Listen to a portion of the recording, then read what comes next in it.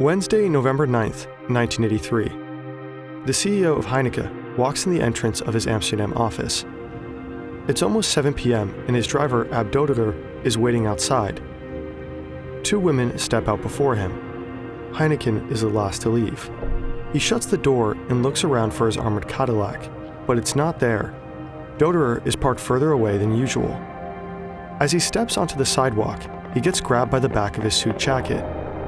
One woman screams, pulling on the assailant's sleeve. Two other men approach, and one sprays the woman in the face with tear gas. The other waves a handgun around. Heineken drops to the ground. The two men try to drag him away, but he struggles. He yells for his driver Ab, who is already coming to his aid. But before his driver can reach him, a fourth man intercepts Doderer, and they begin to struggle. Heineken is forced into the back of an orange van. Ab is thrown in after him. Both men lie on the cold, hard floor of the vehicle. Their hands and feet are shackled. Their heads are covered with taped-over motorcycle helmets. Darkness swallows them. 90 minutes later, a package arrives at a small police station in The Hague. In it is a letter that demands millions for the safe return of the CEO of Heineken and his chauffeur. One of the most extensively planned kidnappings in European history has begun. A kidnapping planned for more than 2 years, and the largest ransom ever demanded in Europe.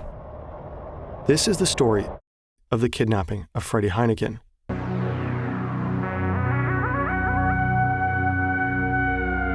This video was sponsored by Udo, and it was only made possible by the research done by the late Peter R. de Vries, where he interviewed the perpetrators directly, as well as the Panorama Misdaad dossier. Direct quotes from these books will be denoted on screen. Also, a special thanks to Tyler and Gereon. It's New Year's Day, 1981, 2 years before the kidnapping. A man is driving to meet his best friends at their hideout. It's almost midnight and he's running late. He pulls into the street and parks outside. The apartment is on the second floor of the 99 Van Halstraat. They named the hideout after the flower shop below it. Paradise.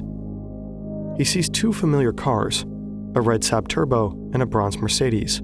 Two of his friends are already here. He enters the building and climbs the stairs, walking through an already open door. They're lounging on leather armchairs.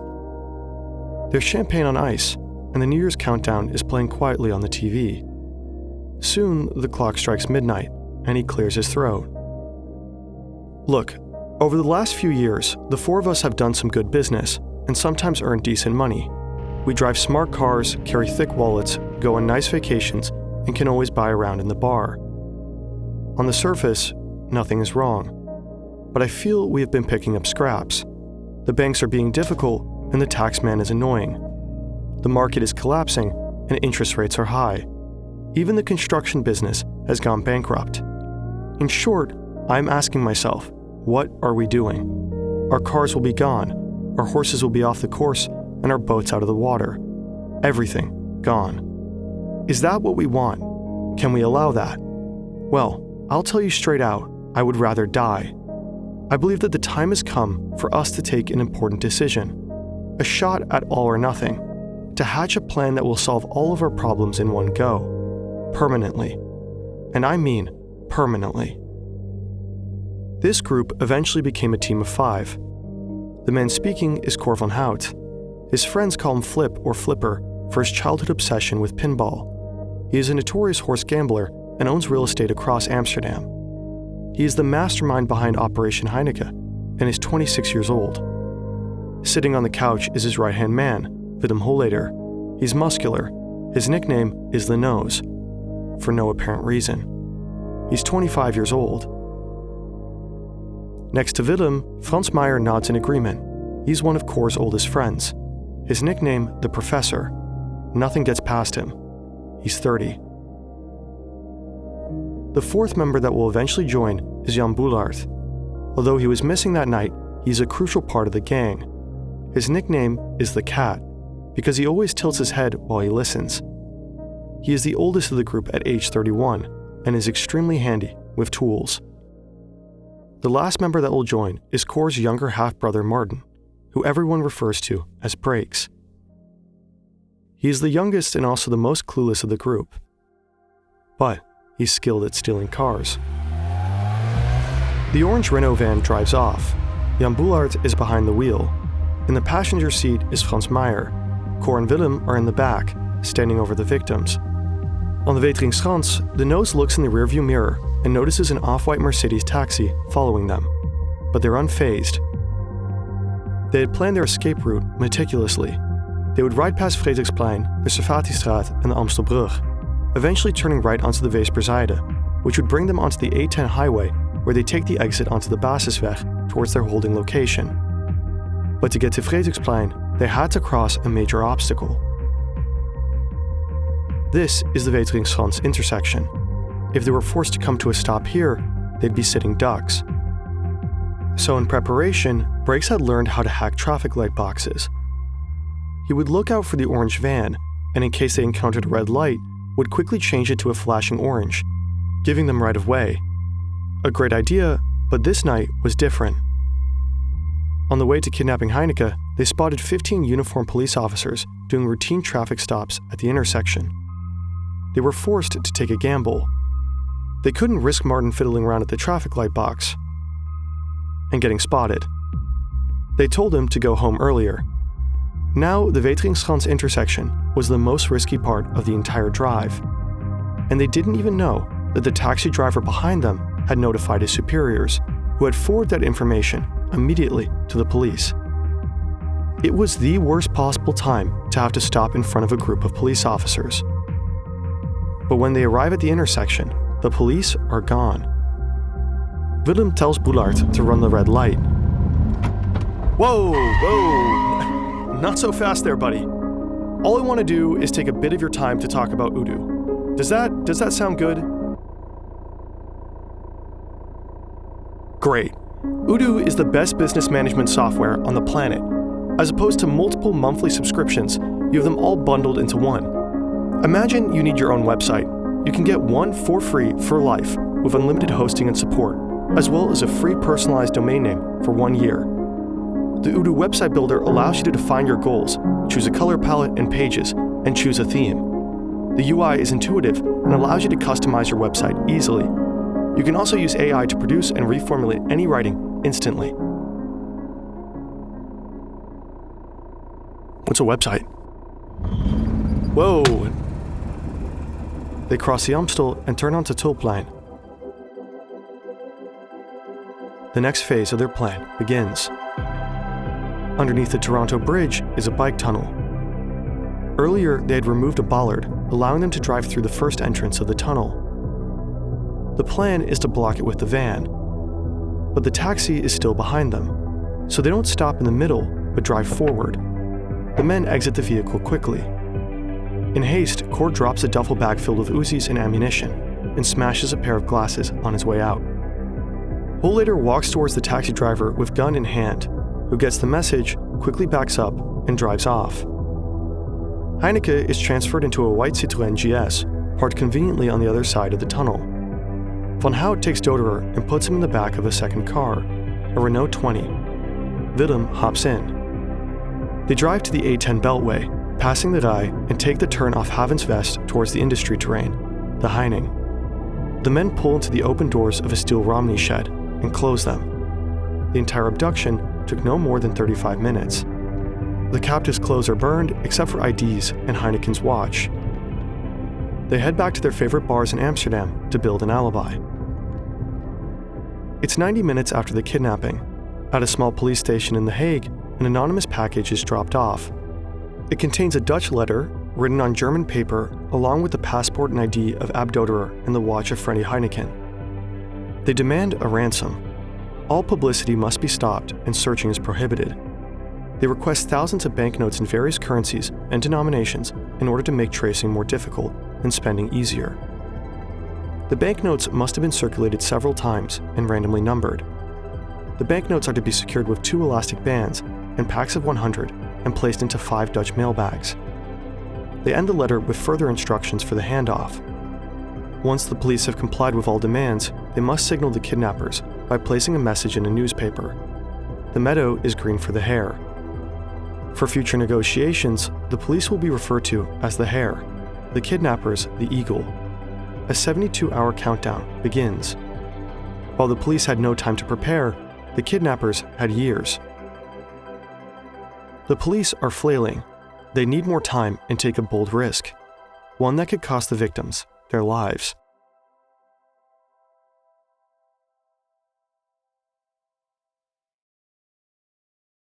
Freddy Heineken snaps awake as the door to his padded cell opens. He's lying under a blanket on a bare mattress, wearing a set of cotton pajamas. In the corner, there's a chemical toilet without any chemicals, a safety precaution. Music is playing from a tape deck, endlessly looping the same album and masking any outside noise. The cells are located in the back of a 38 by 9 meter Romney shed. The shed is located on an industrial estate outside of Amsterdam and is owned by the kidnappers. Normally, it's used as a workshop and filled with tools, but the shed now also contains a camper van used as a base by the kidnappers. Within the shed, Freddy Heineken and the chauffeur are nowhere to be found. Virtually impossible to see is the hidden double door on the back wall. It leads to a short hallway with a 3.2 by 7.8 meter cell on either side. Built exclusively out of construction materials bought from Germany, the cell's floor and ceiling consist of 2 steel reinforced concrete slabs. All walls are built using B3 concrete blocks, weighing 10 kilograms apiece. Surrounding the primary wall is a secondary wooden wall, leaving a 60 centimeter air gap filled with sawdust. To finish it off, more layers of insulation are added onto the inside of the cells and outside the secondary wall. Hope for escape is virtually zero.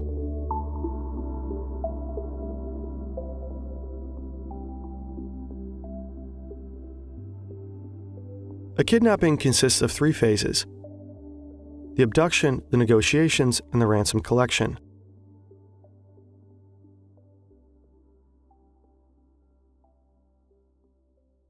The 2-year operation was funded by the kidnappers with a budget of roughly 100,000 gulden. They spent hours studying famous foreign kidnappings.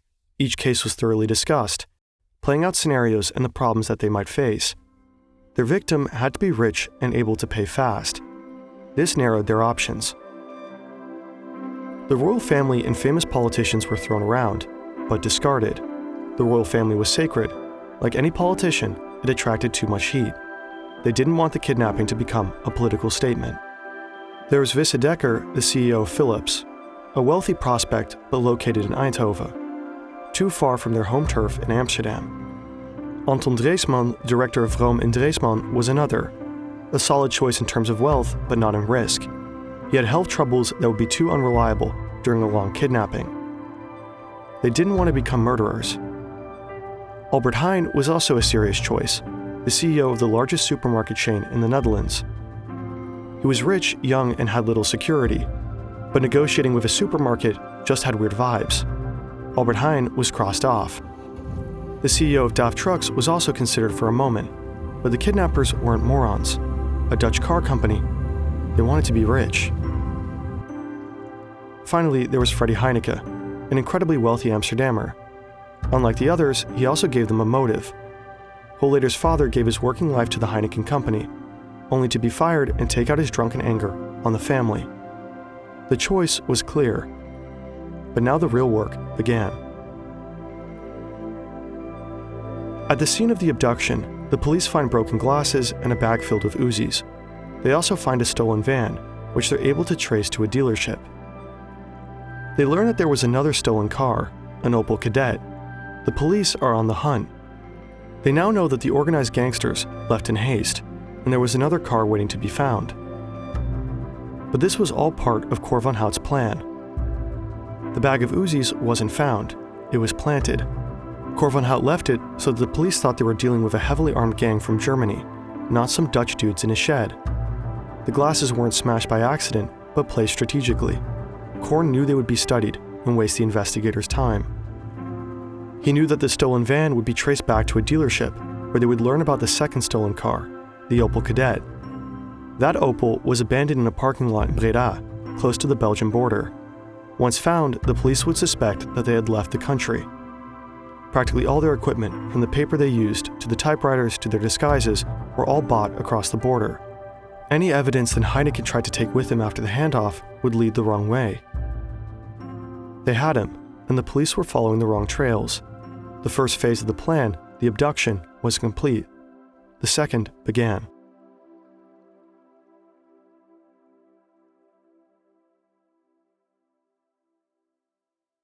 For the negotiations, they had to communicate with the police without revealing anything. So they recorded tapes of Ab reading out their demands, which they played at random telephone booths. This prevented any negotiations from the police, forcing them to respond through newspaper ads. They created a one-way channel for communication. The police could only accept or reject, but never barter. They knew how to kidnap and they knew how to negotiate, but they had one more heavy problem to solve.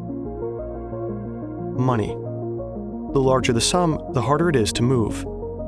The men calculated exactly how much 200 banknotes would weigh. They then replicated the stacks of money with equally sized blocks of wood.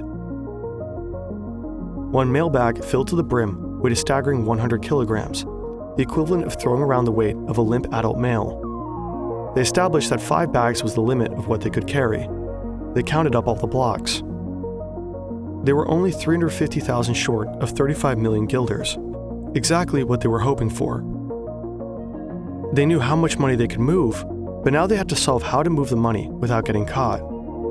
This is the handoff problem. The kidnappers want to minimize interaction with the police while receiving the ransom as fast as possible. But moving half a ton of cash is easier said than done. Franz Meyer suggested the first plan. The police should drop the ransom into a small boat. The boat is connected to a rope. It is then pulled across the water to the other side, where the men are hiding. No bridges are close to the location. They simply drive away. Cor van Hout suggests that they copy the vacuum delivery system of a local department store. Dressed as roadside construction workers, the men bury half a kilometer of plastic tubing, hook it up to a vacuum machine, and suck the money through. They never face the cops directly. The third plan is to steal a houseboat. A secret tunnel is used to board the craft undetected. Once on the houseboat, they pack the money in lead casks, slowly take off, and drop them through a hole in the hull. They deposit the cash at the bottom of the river, where they could later retrieve it in diving suits. They were all good options, but they weren't perfect. Cor van Hout needed something better. A plan that would make the police squirm.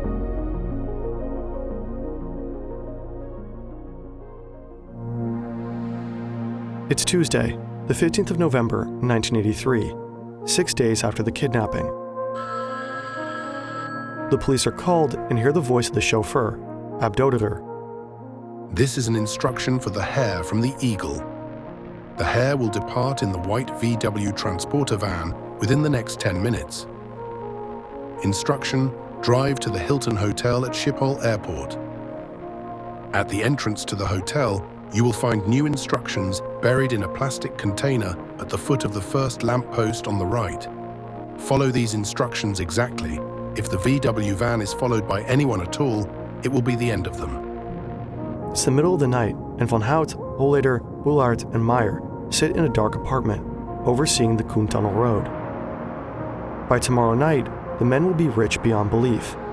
They're watching with binoculars, waiting for a police officer to drive past in a VW transporter. They had instructed the police to mark the van with 2 large red crosses, making it easier to spot. But as the kidnappers watch, hours begin to pass. The van still hasn't driven by. They made it clear in their letter that if the police didn't act, Doderer and Heineken could buy back their lifeless bodies. The only explanation is that they missed the van. But that's not a problem.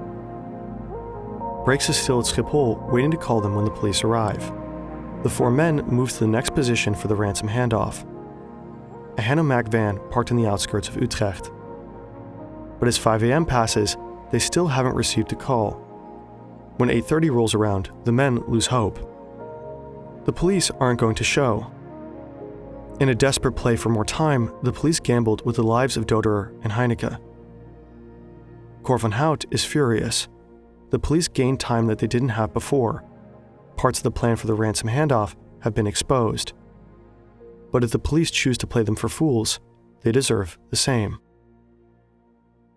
Cor van Hout tells the police that they did irreparable damage to one of Heineken's and Doderer's fingers. And for 10 days, the police hear nothing. ample time to worry about the mistake they made. But on the 10th day, This is the Eagle. These are instructions for the Hare. Go to Utrecht Central Station, luggage locker 2150. Repeat, Utrecht Central Station, luggage locker 2150. Collect this assignment promptly and take it to De Ark in Noordwijk. It's Sunday, November 27th, 2:30 a.m. The police collected the assignment from the luggage locker and are sitting in the house of Heineken with an employee of the company, anxiously awaiting the next call. Cor van Hout has changed things. They are no longer the eagle, but the owl. The police are no longer the hare, but the mouse. This is the owl. This is a telephone instruction for the driver, the mouse. Make notes. The driver, the mouse, will leave within 10 minutes in the orange Renault van with the 5 bags of ransom money. Instruction: the mouse drives to the Euro Motel on the A4 just past Schiphol in the direction of Amsterdam. Near the entrance to the Euro Motel, further instructions are buried under the right-hand lamppost. Follow these instructions precisely. Is this understood, and will this be carried out? Answer immediately with yes or no. Yes, the instructions are understood. We are ready to leave. If anybody follows the orange van, all deals will be cancelled forever. A police officer follows the first set of instructions. At the Euro Motel, he finds a note along with photos of Heineken and Doderer holding recently issued newspapers. Drive to the southern province of Brabant, to the Texaco gas station called Zevenbergse Hoek, alongside the A16 motorway between Breda and Dordrecht. Upon arrival, the mouse is told to order a cup of coffee and wait for the call from the kidnappers. Follow the road to Breda. A plastic container is buried under a milestone along the way. Retrieving the letter, the mouse reads, Drive toward Antwerp in Belgium and take the Rijsbergen turnoff in order to reach Utrecht via Tilburg using the A27. After taking the De Meern turnoff, drive towards Bizet Avenue in the Utrecht neighborhood Welgelegen. Further instructions are buried close to a numbered lamppost in the area of De Hommel restaurant. Digging up the plastic container, the mouse finds another note and a set of car keys. Transfer the ransom from your car into the Ford. Then take the Oudenrijn intersection and head towards the Maasbergen Motel in Arnhem to await further instructions. On the front seat next to you is a walkie-talkie under a piece of cloth. It is turned on. Remove the cloth, but do not touch the walkie-talkie. It is strictly prohibited for you to touch the walkie-talkie. Any instructions given to the mouse, the driver by the owl, have absolute priority and must be carried out immediately. The owl. The green Ford Taunus was easy enough to spot. A woman's bicycle was strapped to the roof. Although the officer couldn't see it, it also had a single French headlight, which emitted a distinct yellow glow compared to the usual white. It was now almost 7 a.m., and the driver had been on the road for hours with no end in sight. He drives over the Maarsbergen overpass. This is the owl with instructions for the mouse. This message has priority. This message has absolute priority. This is the owl with instructions for the mouse. Reduce speed to 60 kilometers per hour and follow the crash barrier. Stop at the red road cones. Put the bags containing the money into the hole that you will find there. Afterwards, follow your instructions. This message has absolute priority. This message has absolute priority. The officer slows down, spots the cones, and comes to a dead stop. In front of him is a hole. Cor van Hout's plan was an elaborate scavenger hunt. He would lead the police down various twists and turns for hours, constantly keeping him moving, only to jump on the mouse at the last moment.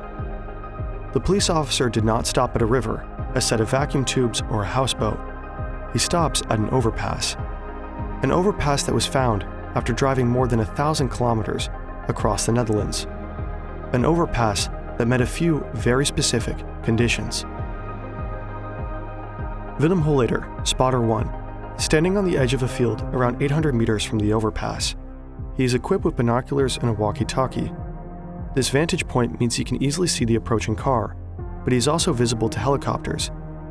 Since he's located near an army base, the men decide to disguise him in an army uniform, both for camouflage from above and as a convenient excuse in case he runs into a farmer or hiker. Jan Boulaert, driver, Boulaert is behind the wheel of the getaway van. As the mouse approaches, he slowly drives the Hanemag under the overpass to ensure that it cannot be spotted from above. Franz Meyer, spotter 2. Franz gets out of the Hanemag and crouches in some nearby bushes. He watches the overpass, ensuring that the police officer is not followed, and letting the rest know over the walkie-talkie once he has left. Cor van Hout. Van Hout is sitting in the back of the van, ready to grab the cash. He hears the mailbag slide down the storm drain into the underpass. As Cor exits the vehicle, he hears the faint sounds of helicopters overhead. Within 30 seconds, all 5 are in the van. Franz quickly checks that the mouse has left. They had chosen a stretch of highway without a roundabout close by, ensuring he could not turn around and come back. The 2 men get back in the van and Jan drives off. It's a tense drive. There's no sign they are being followed, and within 10 minutes they reach their final destination, a forest clearing near Zeist. The transfer happens in one smooth motion. Boulaert takes his foot off the gas, shifts down, and uses his handbrake to prevent the brake lights from turning on. If anyone was watching, they wouldn't know that the car had briefly stopped. Just slow enough to hop out, Meyer and Van Hout pull out the cash as he drives off with the van. They quickly pull the 5 mailbags over to where they buried several large plastic drums. Removing the top layer of dirt, they take out 2 sleeping bags and spread them over the forest floor. Sliced open with a penknife, 2 of the bag's contents are emptied and scanned with a frequency detector, stashed in the drums beforehand. They scan for any tracking devices hidden in the cache. The men worked furiously as the sound of helicopters seemed to come closer and closer. As the bags are dropped into the drums, each man removes his disguise. Wigs, gloves, and bulletproof vests join the weapons, coats, and other equipment already in the drums. Cor kneels down and pushes dirt over the lids. Franz places leaves and branches on top. The drums are nearly impossible to spot. Under their jackets, they are already wearing a race biking outfit. Recovering 2 silver race bikes from a nearby bush, the men hop on and get on the road. After 2 years of planning and 2 long weeks of holding Heineken and Doderer, it was over. Cor van Hout, Willem Holleder, Franz Meyer, Jan Boulaert, and Martin Erkamps had executed the most elaborate kidnapping scheme in European history. Adjusted for inflation, they collected a staggering 74.6 million euros. Until now, everything seemed and was orchestrated perfectly. But they missed something. On the 16th of November, the Heineken Corporation received a letter the police later called Item 547. It mentioned 3 names in connection with the wood workshop at the Heining: Cor van Hout, Jan Boulaert, and Franz Meyer. The tipster also mentioned their business dealings. This tip was never released to the public, but it led to the eventual capture of all suspects. It's speculated that during the kidnapping, the police had no substantial leads. It was the golden tip that actually brought the group into light. Whether the police would have eventually found them without it is a different matter. But what is true is that the tip took away time from the gang that they would have had otherwise. The anonymous tip came one day after the first ransom rally should have taken place. The police's gamble paid off. If the ransom drop-off had gone according to the plan of Cor van Hout, they had 24 hours before the police even got the tip, giving them a much better chance for escape. 2 days after they hid the cash, Cor van Hout starts to notice that he's being followed by undercover police. Realizing that they've been found out, the men go back to retrieve 15 of the 35 million guilders, splitting it between the 5 of them. They then parted ways, promising each other that they would meet up again, as they always did, on New Year's Day in 1983 to retrieve the rest of the money. Jan Boulaert and Martin Erkamps were arrested first. Intercepted by police on their way to free Heineken and Doderer, they still had their split of cash on them, which was confiscated. Jan Boulaert was sentenced to 12 years in 1984. Due to his more limited involvement, Martin Erkamps was sentenced to 8 years. On Monday, December 5th, 1983, the rest of the ransom money, along with all other heist equipment, was found. According to police, a hiker had allegedly stumbled across several packs of 200 $100 bills. Franz Meyer turned himself in on December 28, 1983, after allegedly burning 3 million guilders in a manic frenzy, which funnily enough is only half of what he, according to Cor van Hout, had with him. Due to his psychological state during the first span of his incarceration, Franz was eventually put in the Pieterbaan Center for Psychological Evaluation. He managed to escape from the center and fled to Paraguay, where he started a family and ran a restaurant for many years. He was eventually tracked down in 1995 by Dutch crime journalist Peter R. de Vries. In 2002, he was extradited to the Netherlands, where he served until his release in 2005. Willem Holleder and Cor van Hout managed to evade the police until the 29th of February 1984. They had fled to Paris together, but they were eventually traced back to their friend's apartment through phone calls they had made to loved ones in the Netherlands. Cor van Hout was assassinated on the 24th of January 2003 in Amstelveen. The perpetrator was convicted in January 2019. His former best friend, Willem Holleder, the Nose,